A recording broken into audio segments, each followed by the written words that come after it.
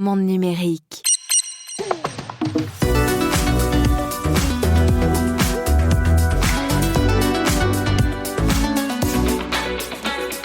Alexa s'offre un coup de jeune. L'assistant intelligent d'Amazon passe à la vitesse supérieure avec Alexa Plus, dévoilé cette semaine.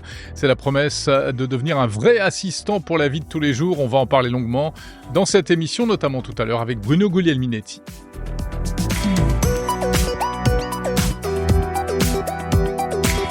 L'actu de la semaine, cette ci encore en matière d'intelligence artificielle, Apple Intelligence, qui arrive enfin en France, en tout cas en version bêta. Que faut-il en penser ? On vous dit tout dans le grand débrief ce mois-ci sur Monde Numérique.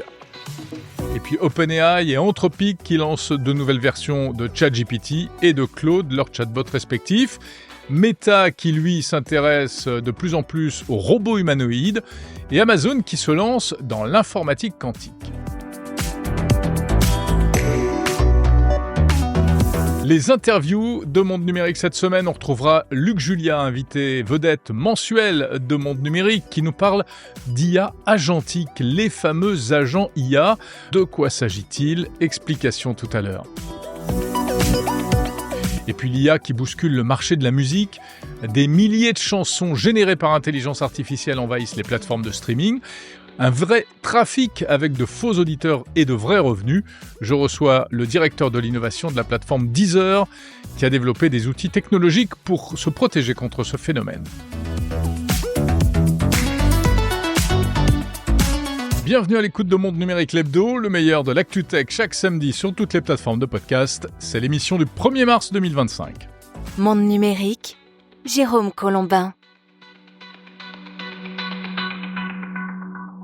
Et avant d'aller plus loin, un mot du partenaire de cet épisode de Monde Numérique. Il s'agit de Froghands. Froghands, c'est une technologie française innovante de diffusion de contenu sur Internet. Imaginez des mini-sites très graphiques qui fonctionnent partout sur ordinateur, smartphone, tablette ou même dans des casques de réalité virtuelle sans passer par un navigateur classique. Et ce qui rend Froghands vraiment unique, c'est son concept basé sur un tout nouveau protocole différent du web. Conçu pour être léger, sécurisé, centré sur l'utilisateur, Froghands ouvre la voie à des usages totalement inédits. C'est un projet français, conçu par une équipe d'ingénieurs passionnés, qui devrait séduire les développeurs grâce à sa simplicité, sa flexibilité et ses possibilités infinies. Pour en savoir plus, retrouvez l'interview du fondateur Alexis Tamas, en audio sur le fil du podcast Monde Numérique ou en vidéo sur la chaîne YouTube ou sur le site mondenumérique.info. Et rendez-vous sur le site f2r2.fr. f2r2.fr.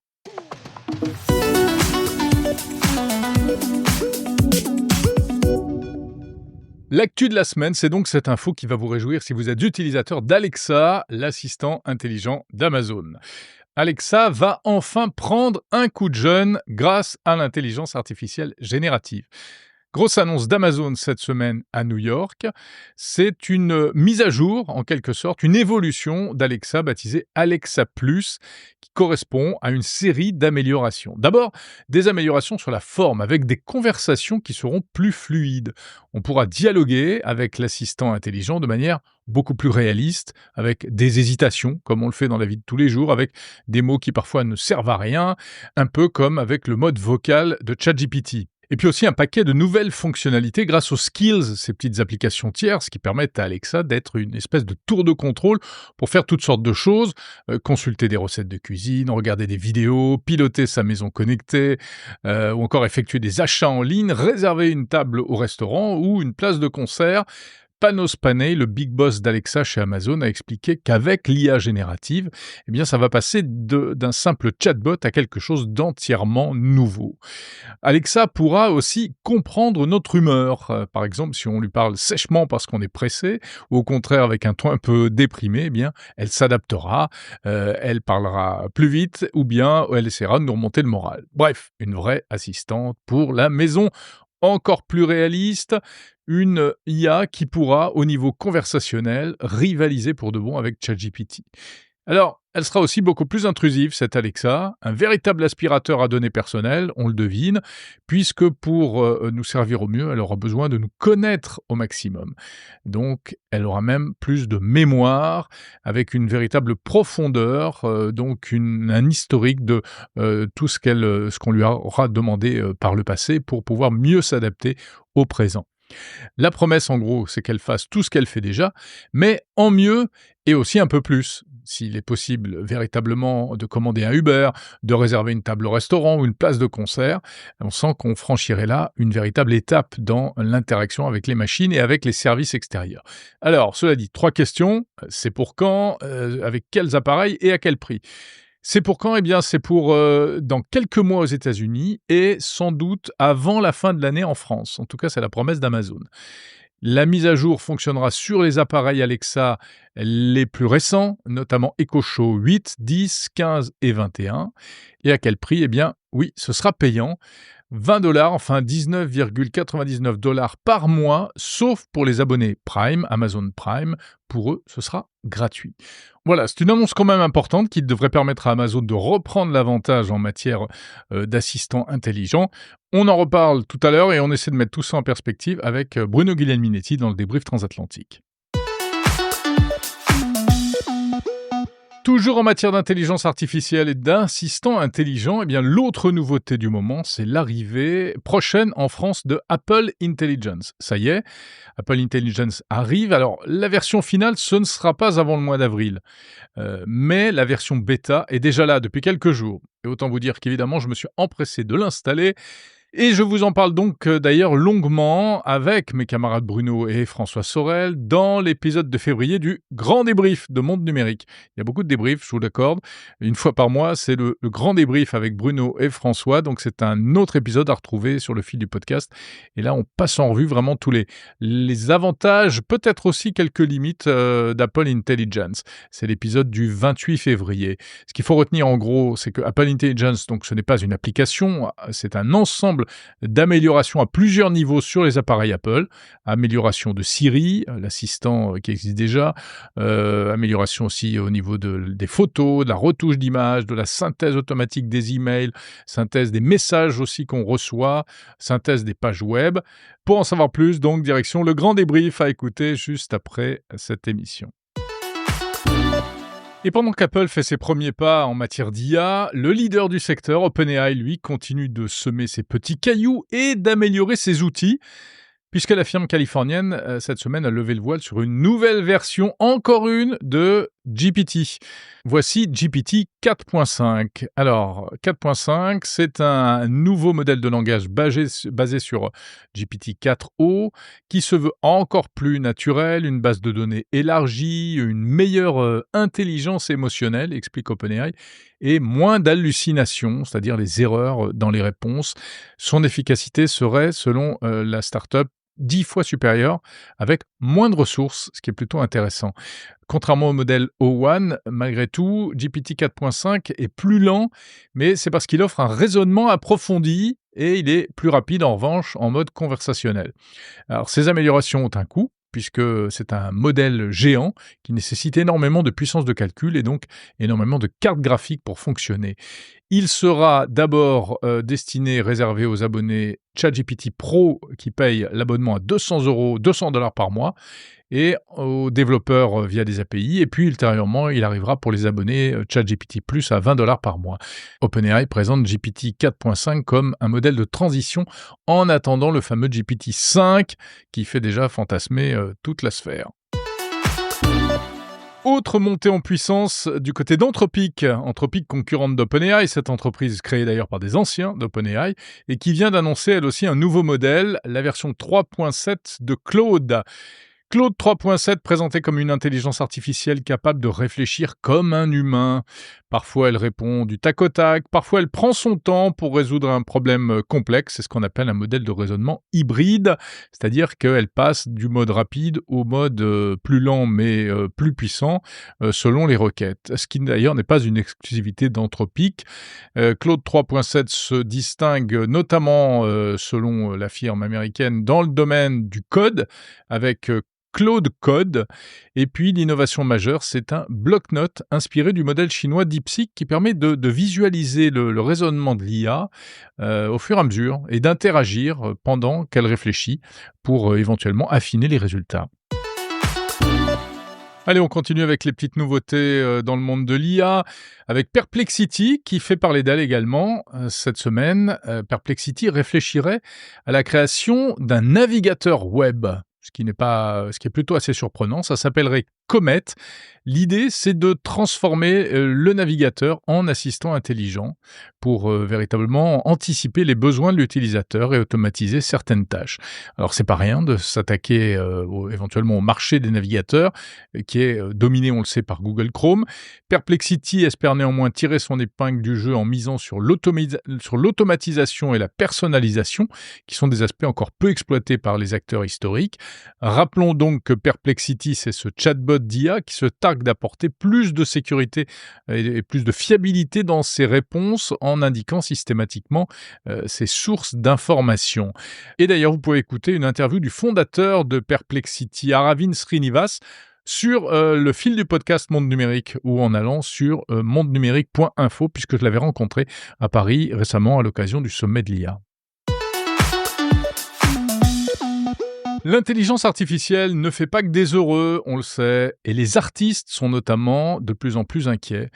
C'est ainsi qu'en Grande-Bretagne, les musiciens, auteurs, compositeurs et interprètes ont décidé de partir en guerre contre les entreprises d'IA qui pillent leurs œuvres pour entraîner leurs modèles. Avec une action choc cette semaine, 1 millier d'entre eux ont sorti un album, mais un album un peu spécial puisqu'en fait c'est un album de silence. Ça s'appelle The Sound of Silence et il s'agit uniquement de morceaux silencieux avec des bruits, des sons vides captés dans des studios d'enregistrement. L'album a été mis en ligne sur les principales plateformes de streaming, on peut l'écouter, et chaque écoute génère des revenus qui seront d'ailleurs utilisés pour financer des actions juridiques contre les entreprises d'IA accusées d'utiliser illégalement des contenus protégés. C'est une action qui traduit vraiment une préoccupation majeure, enfin en tout cas grandissante de la part des artistes. Et cette action intervient alors que la Grande-Bretagne tente justement d'essayer d'encadrer un peu les choses avec un projet de loi qui permettrait aux artistes de refuser éventuellement que leur musique serve à entraîner des IA ou au contraire de donner l'autorisation parce que ça peut aussi présenter certains intérêts. Évidemment, en contrepartie, il est question de contrepartie financière. Alors, on va revenir sur ce sujet d'ailleurs très intéressant de la révolution de l'IA dans le monde de la musique, tout à l'heure avec mon invité, le directeur de l'innovation de la plateforme Deezer. Deezer qui a développé une technique de filtrage contre le déluge de musique générée par intelligence artificielle. Vous allez voir que c'est pas une question de s'opposer à la musique générée par IA, mais derrière, il y a une espèce de trafic qui est en train de se mettre en œuvre et qui pose de plus en plus de problèmes aux plateformes de streaming. Il n'y a pas que l'IA dans la vie, il y a aussi les robots, et les robots intéressent de plus en plus le groupe Meta. Après le métavers, après l'intelligence artificielle, donc, le groupe de Mark Zuckerberg aurait décidé de mettre en place une équipe spéciale pour travailler sur des projets de robots humanoïdes. Une équipe dotée d'un budget de 65 milliards de dollars et qui ferait partie des Reality Labs, c'est-à-dire une division chez Meta qui est déjà en charge du développement du métaverse et des casques et lunettes de réalité mixte, virtuelle, etc. Cette équipe serait dirigée par Mark Whitten, qui est un ancien cadre de General Motors et d'Amazon. Pour autant, Meta n'aurait pas l'intention de créer ses propres robots, mais plutôt de développer des technologies, notamment logicielles, qui pourront être utilisées par d'autres. Meta aurait l'intention de se concentrer sur des robots vraiment utiles pour les tâches domestiques, comme plier des vêtements, ranger la vaisselle, etc. Et il faut dire que les robots sont vraiment la nouvelle tendance de la tech américaine, et aussi chinoise d'ailleurs, puisqu'on parlait notamment de la semaine dernière des robots Unitree. L'intelligence artificielle, la robotique et aussi la grande mode actuellement du quantique. Enfin, parler de mode, c'est quand même un peu réducteur. On sait que tous les grands groupes travaillent sur ce sujet-là. Alors après les annonces de Google ou encore de Microsoft, on l'évoquait ça aussi la semaine dernière, la fameuse puce quantique de Microsoft Majorana One, dont d'ailleurs certains spécialistes remettent en question les performances annoncées, ainsi que les promesses. Bref, après Microsoft, après Google, voilà que Amazon entre également dans la danse du quantique en annonçant sa première puce quantique. En fait, c'est Amazon Web Services, AWS, qui a présenté le projet Oslo ou Oslot, un prototype de processeur quantique qui serait conçu pour réduire les coûts des corrections d'erreurs. On sait que les erreurs dans le quantique sont la principale barrière à franchir. Ce processeur marque donc l'entrée dans la course au quantique du groupe de Jeff Bezos. Et on termine cette grosse séquence actu avec un mot de ce qui nous attend la semaine prochaine. C'est l'événement annuel à Barcelone du Mobile World Congress, le MWC, le grand rendez-vous de la téléphonie mobile, enfin au sens très très large, puisque ça va des smartphones au réseau, en passant par toutes les technologies autour du monde du mobile. J'y serai et on en reparlera sur Monde Numérique. Pour ce Mobile World Congress qui devrait être dominé par deux grandes tendances, l'intelligence artificielle sans surprise et puis les avancées en matière de 5G. On attend encore plus d'IA dans les smartphones, on attend de l'IA aussi dans les réseaux, du côté des équipementiers, des innovations intéressantes et peut-être spectaculaires, comme par exemple Huawei qui devrait présenter un système pour transformer les communications en réalité augmentée via la 5G, du son spatial 3D aussi, etc., etc. Rendez-vous donc la semaine prochaine à l'écoute de Monde Numérique, sur mondenumérique.info également, et sur les réseaux sociaux, X, LinkedIn, Instagram, TikTok, et puis on en parlera longuement, bien sûr, la semaine prochaine dans l'Hebdo. Le débrief transatlantique. Jérôme Colombin à Paris, bonjour. Salut Bruno Guglielminetti à Montréal. On veut revenir, et tu me corriges si je me trompe, mais sur la grande annonce de Amazon cette semaine à New York, mercredi, c'était l'annonce de Alexa Plus en grande fanfare. Et qu'est-ce que tu en tiens de cette annonce-là et de ce retour de l'évolution d'Alexa? Je trouve que discuter avec toi, c'est presque aussi agréable que de discuter avec Alexa Plus. Ou plutôt... Est-ce que c'est un compliment? Discuter avec Alexa Plus, ce sera peut-être bientôt aussi agréable que de discuter avec toi. C'est ça le truc. Okay. C'est quand même assez impressionnant. Effectivement, j'ai l'impression qu'on franchit un cap important. Alors moi, je dois dire que je ne suis pas objectif parce que je suis très gros utilisateur d'Alexa. Depuis des années, depuis le début, j'ai des Alexa partout chez moi. Pareil ici, je lève la main. Pareil chez toi, voilà. Donc on est complètement intoxiqué, on se sent vraiment concerné. Mais c'est vrai que tu seras d'accord avec moi pour dire que jusqu'à présent, Alexa avait pris un sacré coup de vieux, notamment depuis l'apparition de ChatGPT. Et au niveau conversationnel, au niveau accès à de l'information, c'était encore très primitif. Puisque si on lui demandait, je sais pas, de nous parler du jambon en Espagne, par exemple, il me disait qu'il avait trouvé telle ou telle réponse sur tel site.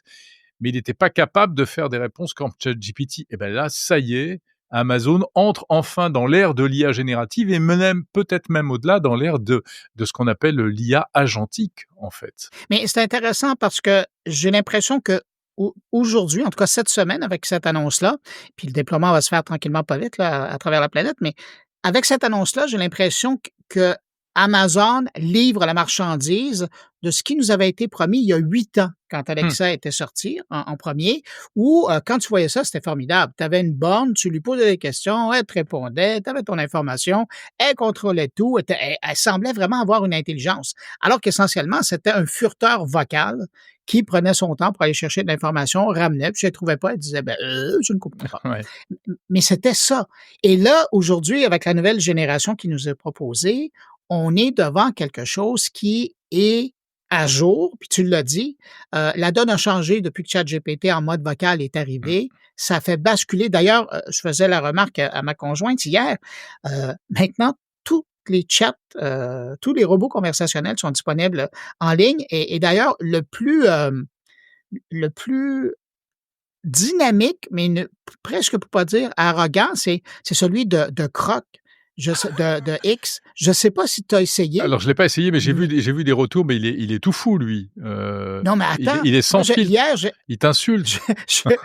J'étais hier avec ma conjointe assis tranquille dans le salon et là, je le déclenche Mmh.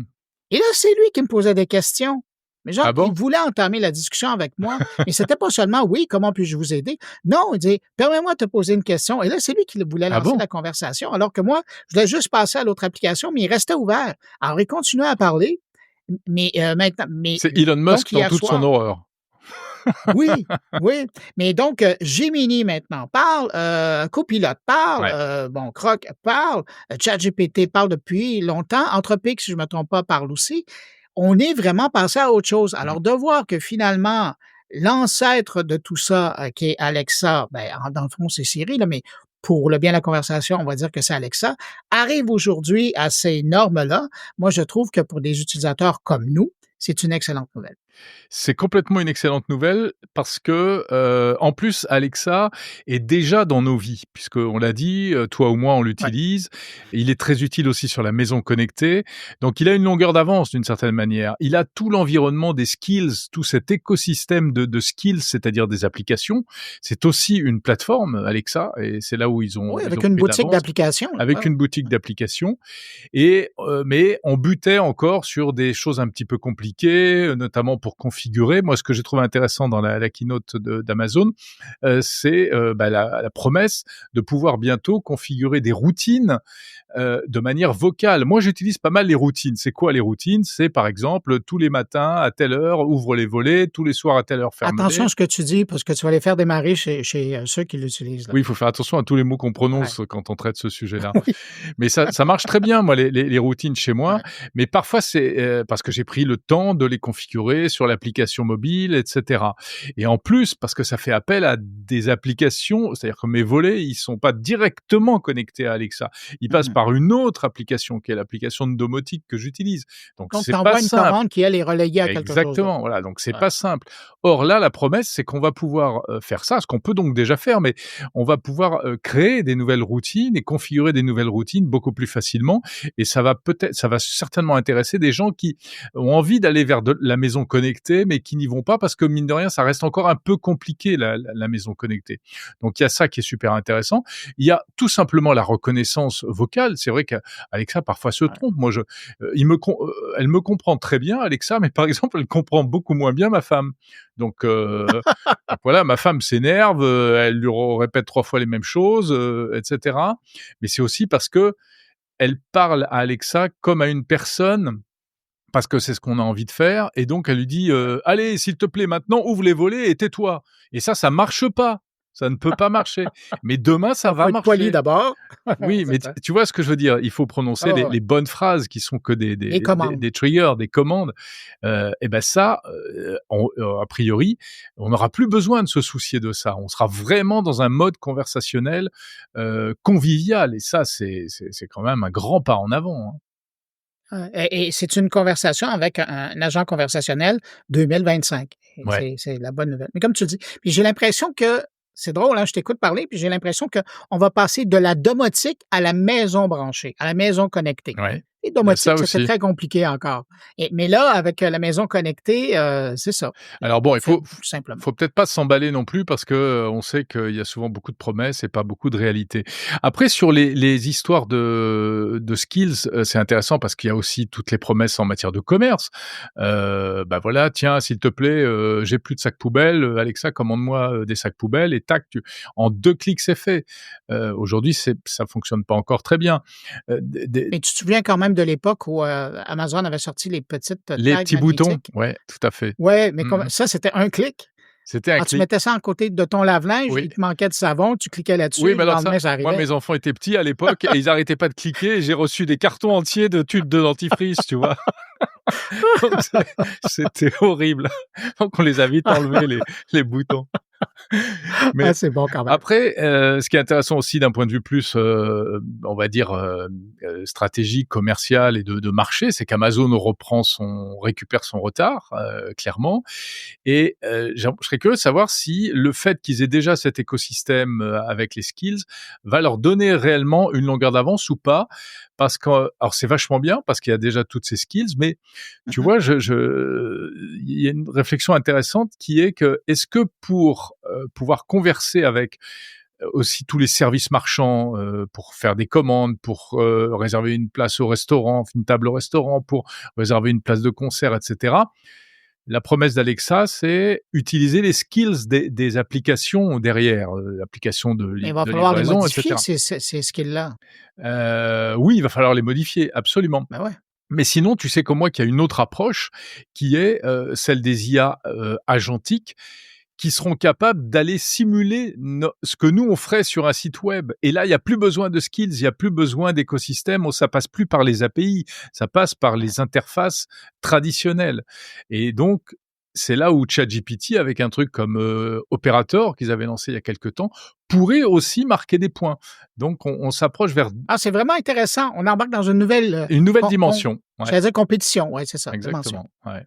Ouais. Non, Mais ce que je trouve habile de leur part, par exemple, c'est l'approche qu'ils ont prise par rapport à la tarification. C'est-à-dire que longtemps, on a dit, ça fait 2 ans qu'on en parle de ça, là, ça va coûter entre 5 et 10 $ par mois. Finalement, ça coûte 19 $ américains par mois, mais les membres Prime l'ont gratuitement. Et pour le moment, on s'entend, mais ça, je trouve ça tellement intelligent de leur part ouais, super. parce que ça les fait rentrer d'un coup dans un marché qui est bien établi à travers le monde. Puis évidemment, ça rehausse la valeur de leur service Prime. D'ailleurs, encore ce matin, je visionnais une vidéo du patron de Prime et lui, il était heureux comme un coq parce que on venait de rehausser. Puis il fait tous les liens avec les avantages de Prime. Et là, Ouais. maintenant, ben, Mais Prime, la- combien ça la- coûte chez vous au Québec, Prime? écoute, c'est autour de 100 $. 100 $? Ah, mais je crois que c'est moins cher chez Ouais. nous. Faudrait que je vérifie, mais je pense qu'on est. Ouais, ben en partant, l'euro vaut le double du dollar Ouais, canadien. ah bah donc voilà. c'est sûr que Ah c'est bah pas oui, cher. oui, Ouais. c'est ça. Voilà, on est autour de 50 $, 50 euros, Ben, 50 c'est euros. ça. Et c'est avec Prime, C'est 100 $ canadiens. c'est les livraisons gratuites, la vidéo sur Prime Video et maintenant La musique, Amazon ouais. Plus et la musique aussi, Oui, etc., puis aussi des accès à Twitch privilégiés. Non, non, moi, je l'ai toujours dit, à l'heure actuelle, dans l'offre numérique, c'est probablement l'offre de Amazon Prime qui est la plus intéressante. Mmh. Un peu moins maintenant, ben, un peu moins. Moins au Québec maintenant parce qu'il n'y a plus de service de livraison de Prime. Mais pour le reste de l'offre, c'est très avantageux. Ah, il y a plus de service de livraison de Prime chez vous? Ah non, ça, c'est toute une histoire parce qu'ils ont fermé tous les entrepôts qu'ils avaient. Ils en avaient 5 ou 6 Ah au bon? Québec. Mais pourquoi? Ils ont Vous les fermé, avez bon. énervés encore? Oui, exactement. Ben, je pense que c'est une histoire. Vous énervez Je dis ça, beaucoup les GAFAM, hein? je dis ça, je dis rien, mais c'est une histoire de syndicalisation, Ah, officieusement, mais officiellement, bon, il y a d'autres raisons, là. Mais ça les a énervés un ça peu, les a alors ils ont énervés tout qu'il y ait des fermé. syndicats? D'accord. Ouais. Eh oui. Bon, Bruno, de quoi parles-tu cette semaine dans ton carnet? Je suis tellement content que tu me poses la question. Ça Oui? ça fait une semaine que j'attends que tu me la poses, cette question-là. Voilà, je te la pose. Écoute, je parle, on va rester en France un tout petit moment pour parler, avec un coach linguistique, AI Migo. Est-ce que ça dit quelque chose? Oui, je l'ai interviewé il y a 1 heure. Bon, ben, tu vois? Alors, c'est quelque chose d'intéressant qu'ils ont fait. Tu te Ça alors? présentes, cette semaine ou la Eh semaine non, prochaine? moi ce sera plus tard, ce sera dans, Ah, 1 c'est semaine ou 2. Tu vas me bon, doubler ben, là, tu vas me doubler. si vous voulez avoir un avant-goût, mais on sait Eh bien, on oui. fait jamais les entrevues de la même façon. Si vous commencez, vous êtes intéressé par le sujet, d'un service linguistique qui est quand même dans le décor depuis 20 ans, mais qui maintenant, passe, à carburer vraiment de façon importante à l'IA. Apprentissage de J'avoue langue que par IA, ouais. ouais, puis l'idée d'arriver avec un coach linguistique qui vraiment s'adapte à la qualité de l'apprenant, ça, je trouve ça intéressant. Alors, on parle de ça. Bon, là, j'espère que tu n'as pas fait une entrevue avec eux autres aussi. Gemini, Google, ils ont sorti un assistant pour le codage. Et ben, je Ouais, parle avec une des ingénieures qui a travaillé là-dessus. pas mal. Et c'est assez intéressant comme outil. Si vous êtes dans le développement, dans le codage, ça va vous intéresser. Sinon, on reste dans les gens qui font l'actualité. Cette semaine, Amazon a présenté leur puce quantique. Eh bien, j'ai l'occasion de parler avec un des 2 créateurs de cette puce-là. Ça fait Waouh! des années qu'il travaille là-dessus. Et la raison pour laquelle j'ai réussi à décrocher cette entrevue-là, c'est qu'il est de Vancouver et sa maman est gaspésienne. Et Mmh. donc, j'imagine que c'est une question de cœur. Il a décidé de donner une entrevue au Canada et c'est moi qui l'ai eu. Formidable. Alors, je suis très heureux. Mais sinon, et ça sera disponible en partie audio sur mon carnet, puis sinon, vous aurez l'entrevue tout au long en texte sur le podcast Mon Carnet. Merci à toi pour ce coucou dans Monde Numérique et on se dit à la semaine prochaine, Bruno. Salut, salut.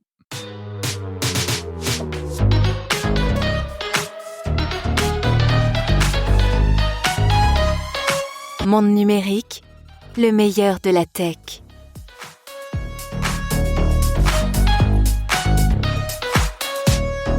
Et on poursuit l'hebdo de Monde Numérique avec cette semaine pas d'innovation de la semaine parce qu'on avait déjà beaucoup d'actu, séquence actu très chargée, mais comme d'habitude des interviews passionnantes. Je vous propose dans un instant de découvrir un petit peu l'envers du décor de l'industrie du streaming musical qui est complètement bouleversée actuellement par l'intelligence artificielle. On verra ça avec le directeur d'innovation de Deezer.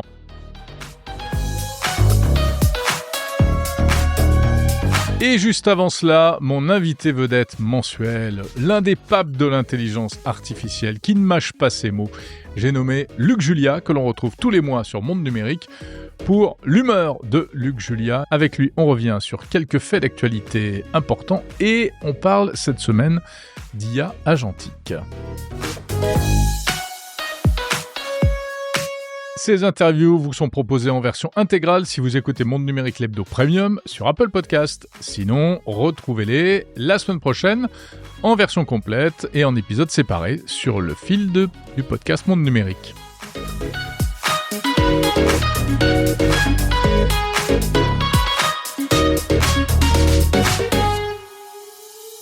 Bonjour Luc Julia. Bonjour Jérôme. Co-inventeur de Siri, directeur scientifique de Renault, expert en intelligence artificielle, ravi de te retrouver comme chaque mois dans Monde Numérique pour que tu nous livres ton humeur du moment sur l'actu tech. Alors avant de parler des agents IA ce mois-ci, j'aimerais t'entendre sur un événement d'actu qui a marqué le mois de février, c'est le fameux sommet sur l'IA à Paris.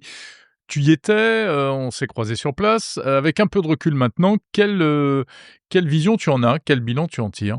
Alors la bonne nouvelle, c'est qu'on a parlé beaucoup d'IA et dans les médias, mais aussi, dans la rue, en fait. Parce que je voyais, moi, j'ai rencontré plein de gens qui c'est peut-être parce qu'ils savaient que j'étais là ou je sais pas, mais qui m'ont parlé d'IA, qui me disaient: «Alors ce sommet, machin», et cetera. Et on en a parlé beaucoup parce qu'il y a eu quand même des annonces fortes, hein, donc la réalité, c'est que, dans une période où il y a pas de budget en France, hein, d'accord? Donc c'est toujours assez compliqué. Il y a eu quand même, annoncé 109 milliards d'euros pour la partie, purement française et puis, après encore 200 milliards ou quelque chose comme ça pour l'Europe. Donc, les chiffres sont énormes, hein, donc ça match, les chiffres de Stargate, de Trump de quelques jours avant, d'une dizaine de jours avant. Alors maintenant la réalité, on verra. Je ne sais pas exactement ce que ça veut dire. Il y a on sait que les sous viennent, comme on l'a dit, pas de France parce qu'on les a pas, mais il y a des sous qui viennent, des Émirats arabes unis, il y a des sous qui viennent du Canada, il y a des sous qui viennent, de divers endroits.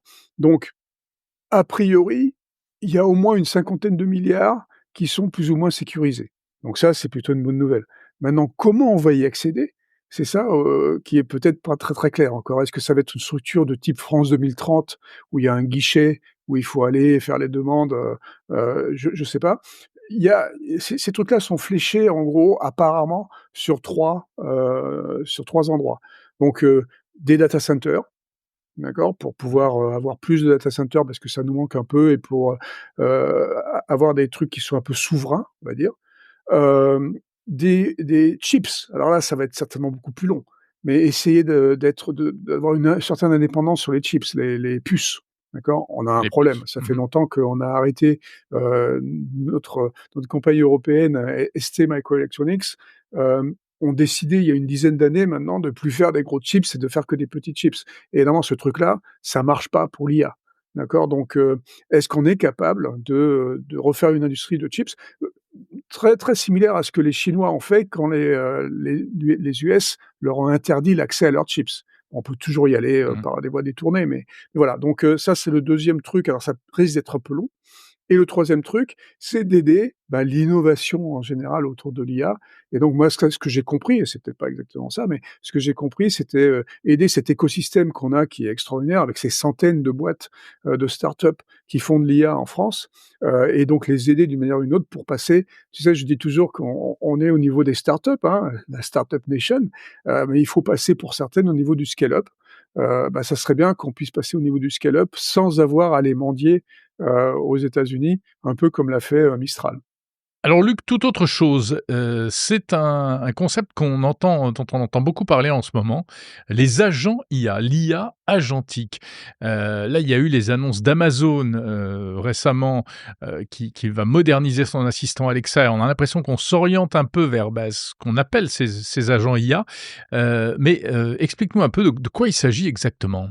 Alors les agents, alors d'abord, c'est pas nouveau, hein. Il faut être clair qu'on parle d'architecture d'agents depuis les années 80. D'accord? Donc ça fait quand même un petit moment, hein.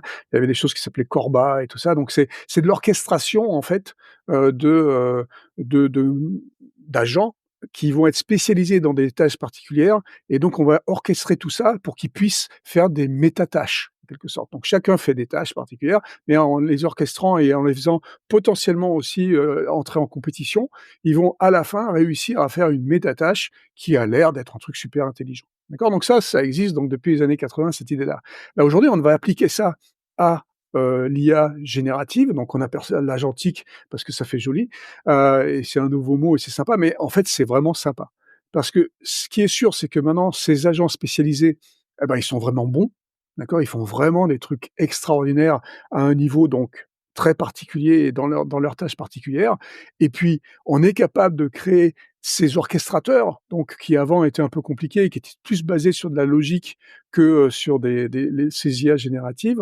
Bah, l'orchestrateur peut lui-même être, génératif et donc avoir heu, faire des comment je vais dire ça? Hem je trouve pas le mot, mais ils vont pouvoir avoir des options, si tu veux, qui sont des trucs Ouais. auxquels on n'avait pas forcément pensé. Ça va être très intéressant. Ils peuvent essayer plein de trucs à la fois aussi parce qu'on a plein de computes différents. Donc c'est vraiment très distribué et très bien. Et chacun de ces agents aussi, donc c'est là où l'agentique est aussi très intéressante, c'est qu'ils vont agir sur le monde. Donc c'est là où on va pouvoir appliquer ces trucs-là à la robotique, par exemple. La robotique est une super application, des IA agentiques. Donc bah, là, on rentre dans cette nouvelle ère. Alors, c'est encore une fois une évolution, hein. On va certainement parler de révolution parce qu'on aime bien parler de révolution chaque fois qu'il se passe un truc, mais c'est une évolution de ces IA qui est très intéressante parce qu'on a compris qu'il fallait spécialiser, mais on a compris aussi qu'il fallait orchestrer, qu'il fallait faire travailler tous ces trucs-là ensemble. Luc, concrètement, ça donnerait quoi? C'est dans quel type d'application, par exemple? Bah, en fait, j'allais dire dans tout, parce que, quand tu vas quand si tu regardes, par exemple, ce qu'on fait au quotidien, d'accord? Au quotidien, ton boulot, c'est quoi? Ton boulot, c'est d'avoir plusieurs tâches, d'accord? Et tu fais ces tâches soit séquentiellement, soit des fois en même temps, parce que, bah, il faut que tu retrouves des données d'un côté ou de l'autre pour pouvoir faire ta tâche, ta métatâche, on va dire, en particulier. Et donc, bah, c'est exactement ce qu'on va faire ces agents. Ils vont prendre beaucoup plus d'informations sur, les différents, ces différentes tâches que tu as à faire, et donc elles vont, construire ces métatâches qui vont avoir l'air donc encore plus intelligentes. Ça ne veut pas dire que ça va nous remplacer, hein, toujours pareil, il faut se calmer un peu là-dessus, mais on peut l'appliquer dans beaucoup de choses. Mais quand je te parlais de robots, par exemple, un robot, on pense tout de suite aux robots humanoïdes, hein, qui doivent marcher, qui doivent machin, ça. Marcher, c'est pas seulement bouger les jambes, c'est comprendre tout le monde, comprendre qu'il y a des choses qui se passent devant, des choses qui se passent derrière, et il faut rester à l'équilibre. Enfin, il y a plein de trucs et c'est super compliqué. C'est une des tâches les plus compliquées, une métatâche les plus compliquées qu'on puisse utiliser. Donc, avoir des agents qui vont s'occuper de toutes les articulations, les machins, les pseudo-muscles, enfin tout ce que tu veux, là, c'est super compliqué et c'est là où l'agentique peut être super intéressante. Merci beaucoup, Luc Julia, pour cet éclairage. On se retrouve le mois prochain, si tu es d'accord. Avec plaisir.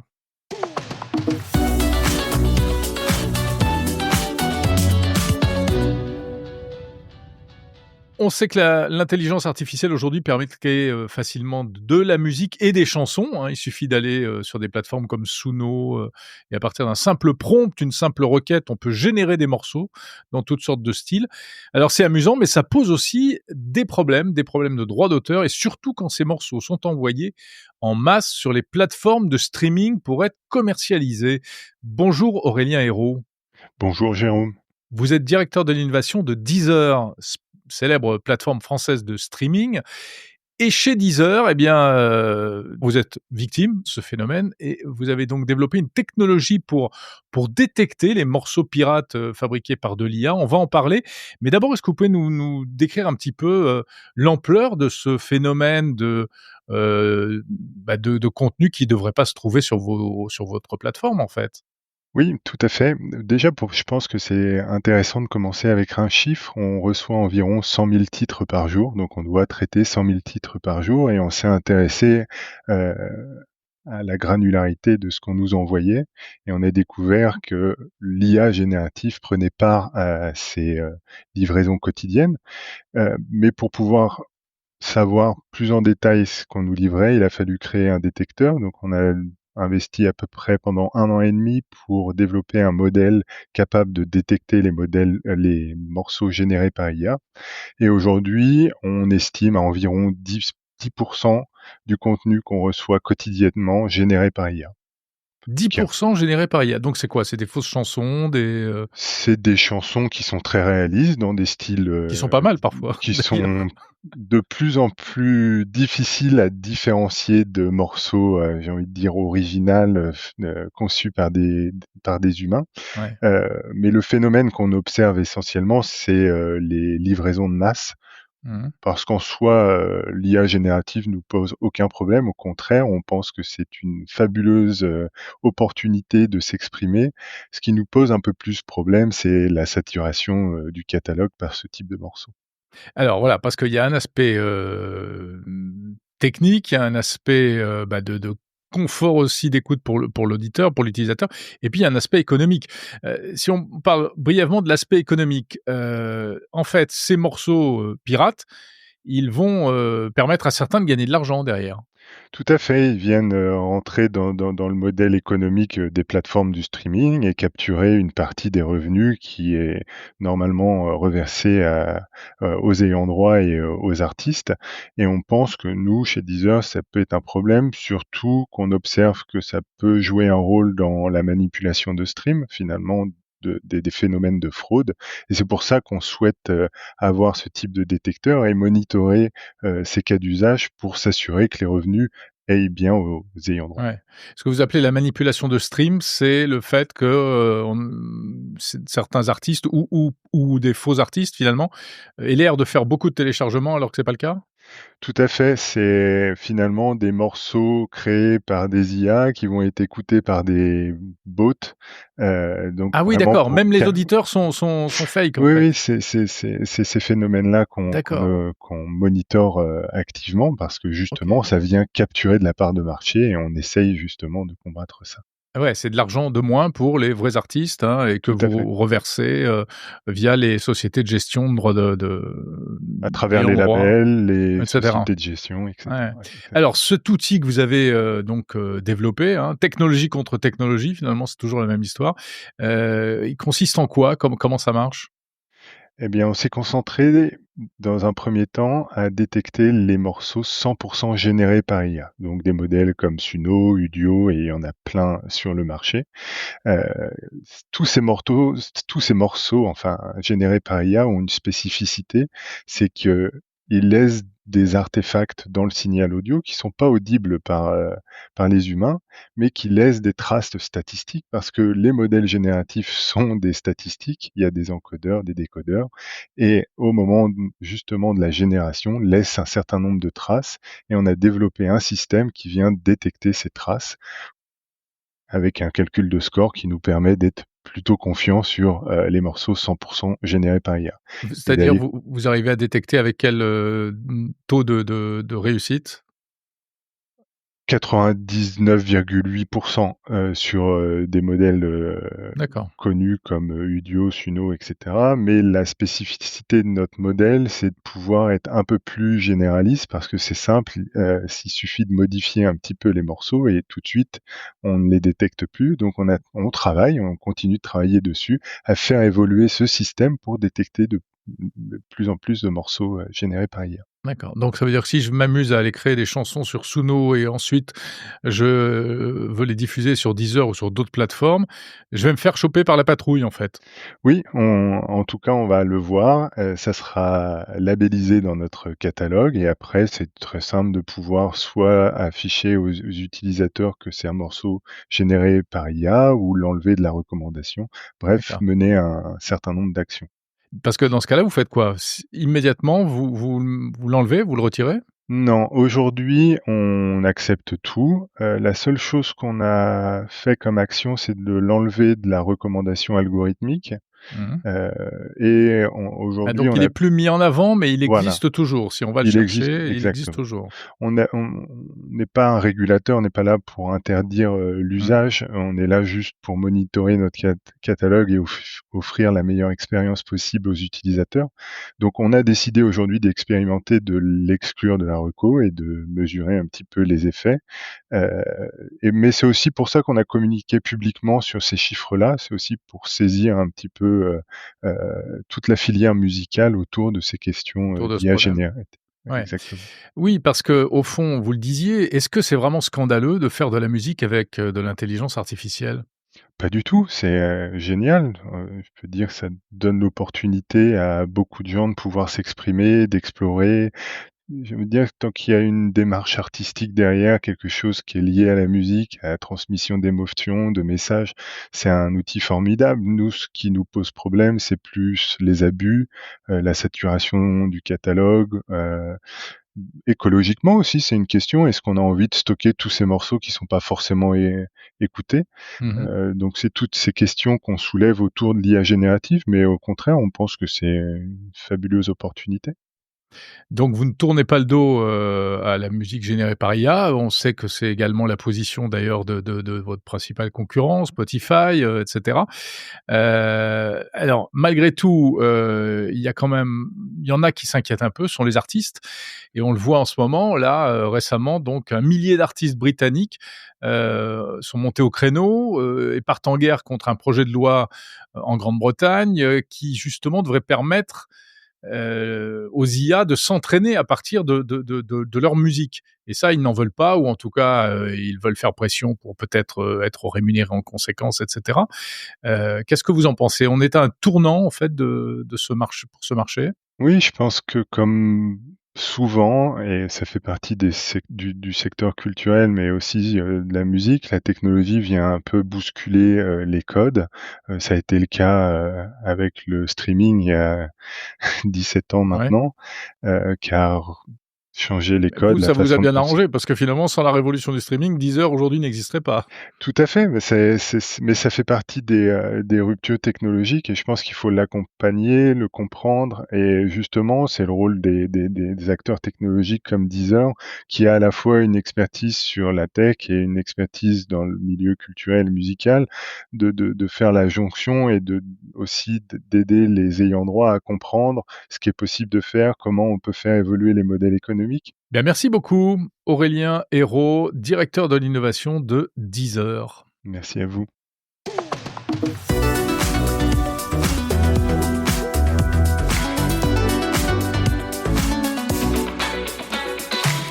C'est la fin de cet épisode de Monde Numérique. Merci de l'avoir suivi et écouté jusqu'au bout. Retrouvez ces interviews en version intégrale si vous ne les avez pas écoutées sur Apple Podcast édition Premium. Eh bien, retrouvez-les la semaine prochaine en épisodes séparés. Surtout, la semaine prochaine, rendez-vous au Mobile World Congress de Barcelone. Et puis, avant cela, eh bien, ne ratez pas le grand débrief de Monde Numérique avec mes camarades Bruno Guglielminetti et François Sorel. Pendant presque une heure, on passe en revue différents sujets. On parle, je vous l'ai dit, ce mois-ci, de Apple Intelligence. Une émission également disponible en vidéo sur la chaîne YouTube de Monde Numérique. En l'occurrence, ce sera dimanche 2 mars précisément. N'hésitez pas surtout à laisser des commentaires, des petites étoiles, 5 étoiles sur la plateforme d'écoute. C'est principalement sur Apple Podcast en réalité l'histoire des petites étoiles. Vous pouvez laisser également des commentaires si vous nous écoutez sur Spotify. Vous êtes de plus en plus nombreux sur Spotify et puis sur toutes les autres plateformes d'écoute de podcast. C'est ça qui est formidable. Je sais qu'il y a beaucoup d'auditeurs sur Podcast Addict, Soundcast, Deezer, des tas d'applications diverses et variées, et puis également sur YouTube en audio. Réagissez sur le site de Monde Numérique, mondenumérique.info, ou sur les réseaux sociaux. N'hésitez pas à m'envoyer des messages, ça fait toujours très plaisir. Je vous retrouve samedi prochain pour un nouvel épisode de l'Hebdo.